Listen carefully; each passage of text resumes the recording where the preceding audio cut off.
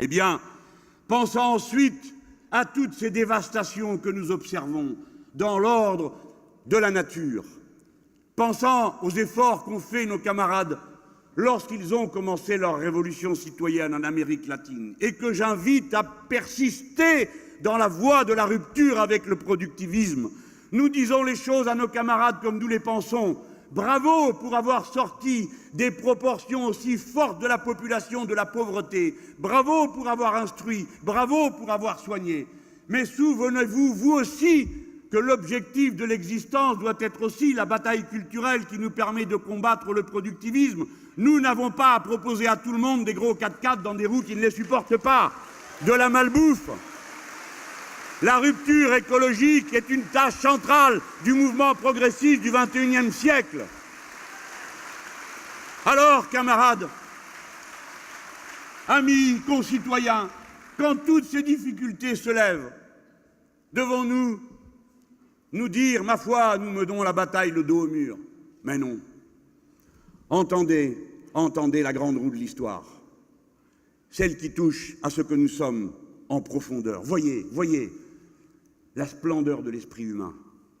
Regardez, 11 laboratoires français tirant une fusée depuis le centre spatial de Kourou en Guyane, avec la fusée Ariane, qui est d'abord le résultat d'une décision de l'État.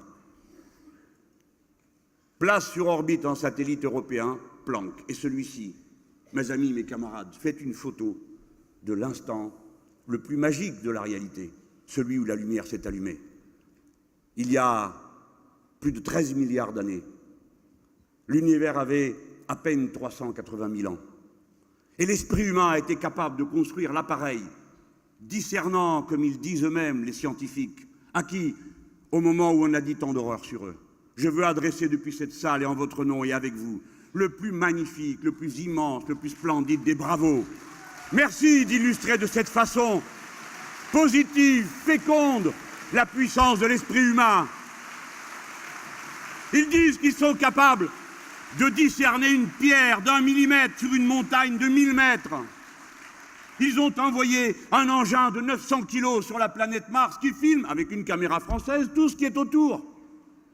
Les Américains ont fourni les décalcomanies. Et ensuite, on a fait des trous et étudié le sol. Rien n'arrête la puissance de l'esprit humain.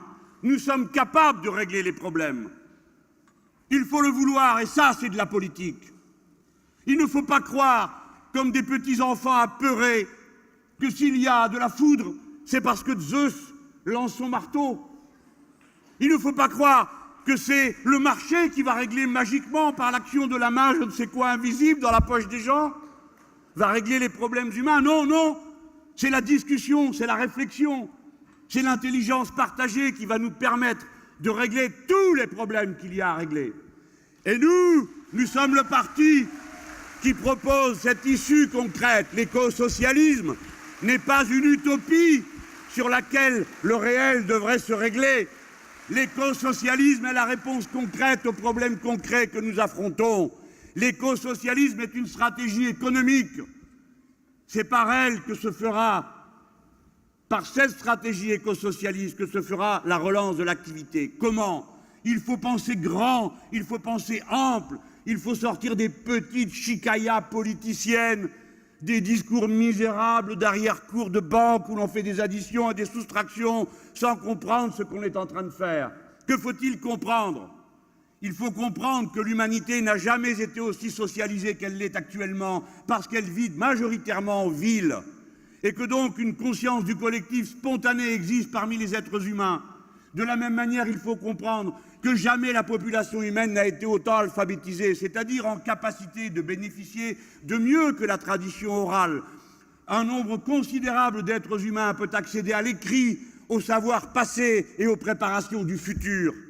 C'est pourquoi c'est une tâche prioritaire, je veux le dire à cet instant, qu'en France soit éradiqué l'illettrisme qui frappe 3,5 millions de personnes, dignes, nobles, au grand cœur, instruites de 1000 savoirs humains, mais qui ne peuvent le partager parce qu'ils ne peuvent lire ou écrire. Nous éradiquerons l'illettrisme. Je continue, pensez large. C'est se dire que cette humanité qui est urbanisée, cette humanité qui est alphabétisée, cette humanité où 60% des femmes bénéficient de la contraception, bien sûr il en reste 40% qui n'y ont pas accès, mais réfléchissons bien à ce fait qui change fondamentalement la condition humaine. Une aptitude biologique, celle qui consiste à former un autre être humain dans son corps, a cessé d'être un destin social. Et c'est pourquoi nous défendons tous les droits qui protègent la liberté d'en décider pour soi-même.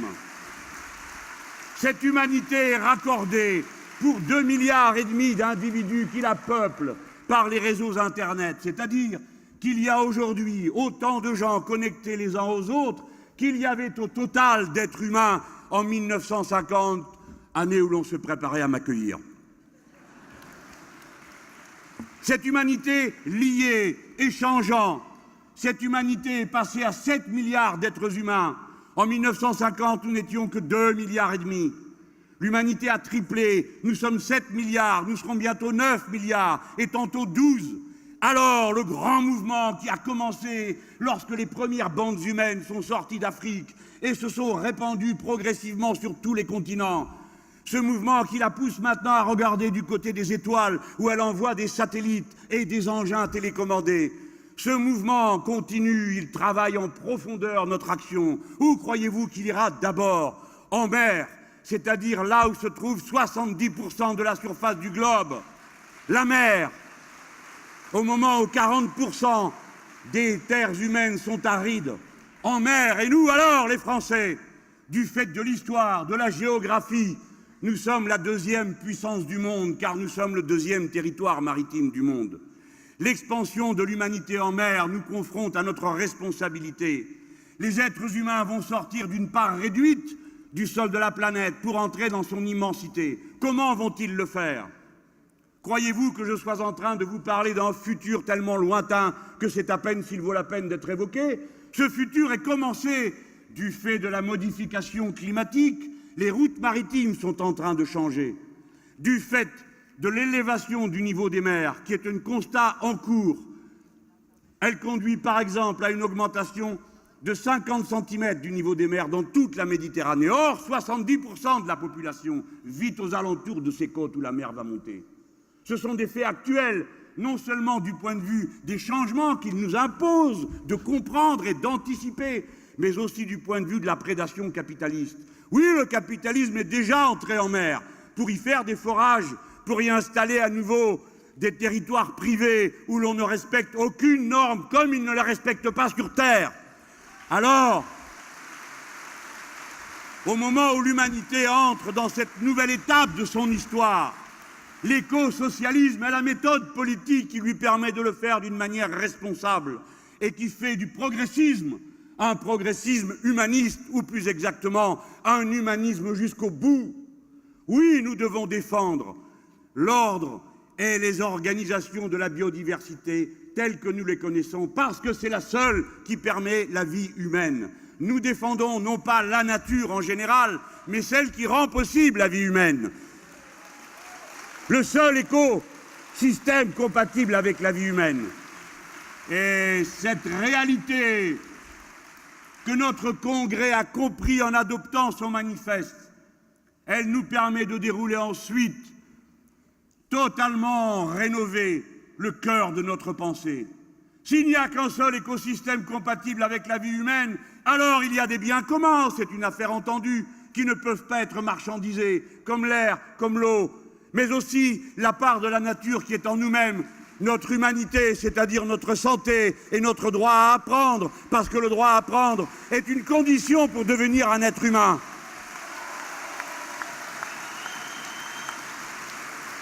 L'intuition fondamentale du communisme et du socialisme est vérifiée par l'écosocialisme. Et s'il y a des biens communs, s'il y a un intérêt général humain, alors il faut découvrir cet intérêt général. Ce n'est pas à partir des vérités révélées que nous le ferons. Nous ne pouvons le faire qu'en confrontant des arguments, car des vérités révélées, il y en a plusieurs. Et il n'y a aucune certitude à ce sujet qui ait pu être démontée depuis le temps que l'on essaye de s'imposer des arguments pas toujours très littéraires, pour en faire convenir ceux qui ne sont pas les uns de l'avis des autres. Par conséquent, il ne nous reste que les arguments, c'est-à-dire la raison, la construction éduquée d'une humanité sans cesse plus éduquée. L'éducation est la tâche numéro 1 des sociétés. Elle ne peut pas être transformée en marchandise. C'est grâce à l'éducation gratuite que nous photographions la musique de l'univers au moment où il s'est créé. La musique fossile, mais sa musique. C'est grâce à l'éducation que nous allons pouvoir régler les problèmes techniques que va nous poser notre entrée en mer et le développement de cette économie de la mer dont je vous ai parlé dans un instant et dont je compte vous rebattre les oreilles encore dans un autre. L'écosocialisme dit alors pas de vérité révélée, la discussion libre et argumentée. Et par conséquent, chacun d'entre nous est appelé à dire non pas ce qui est bon pour lui, mais ce qui est bon pour tous. Voici comment la République et la laïcité reviennent dans le projet écosocialiste, non pas plaqués dessus, mais comme les moyens du projet écosocialiste. Et d'abord la démocratie. Aucun parti n'est davantage accroché à l'idée de la démocratie républicaine que le nôtre. La démocratie n'est pas une concession comme les libéraux le font dans les moments où les choses sérieuses ne sont pas en cause, parce que le reste du temps, ils viennent, avec leurs gros gourdins, annulent les formes de la démocratie qui les empêchent de prendre les décisions qu'ils ont prises. Le pire ennemi de la démocratie aujourd'hui, celui qui prend la pente de l'autoritarisme, c'est le néolibéralisme.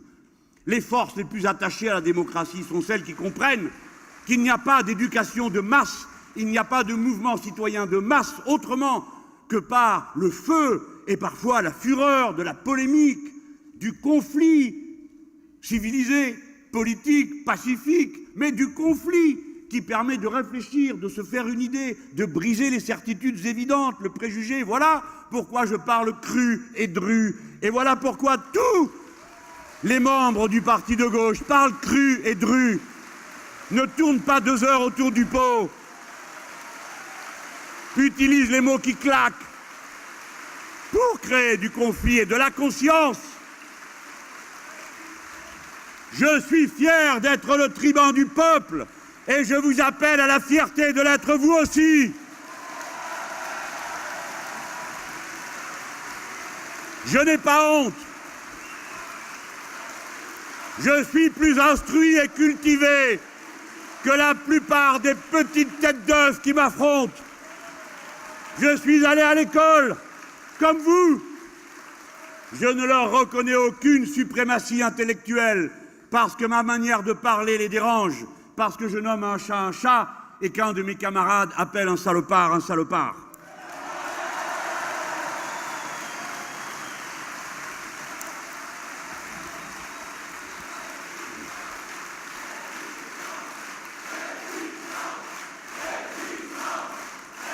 Camarades, c'est la mer et les océans qui nous donnent les clés de notre réflexion sur le futur d'une autre manière. Françaises, Français, pensez à qui vous êtes. Vous ne serez jamais des lapons convaincants. Mais vous êtes des Méditerranéens.